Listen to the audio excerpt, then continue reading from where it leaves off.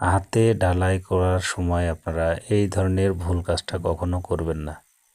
বালি খোয়া আগে সুন্দর করে মিশল করে নিয়ে তারপরে খোয়া দিয়ে আপনারা সিমেন্টটা আবারও সুন্দর করে মিশল করে নেবেন, নিয়ে বালিতে পানি দিয়ে সুন্দর করে বেলচা দিয়ে একবারের জায়গায় 5 বার ডলা দিয়ে আপনারা ঢালাইটা নরম করে করবেন। তাহলে আপনার কলম এবং লিন্টন যে ঢালাইটা করবেন অনেক সুন্দর একটি ঢালাই হবে।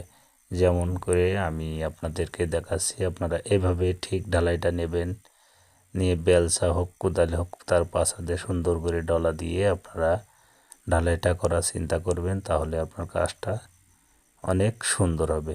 যেমনটি আমি কড়াইতে দিচ্ছি ঢালাই আপনারা ফলো করুন, আমরা কিভাবে ঢালাইটা করলে ভালো হয়। সঠিক নিয়মে কাজ করবেন, কখনো মহাজন ঠকানো চিন্তা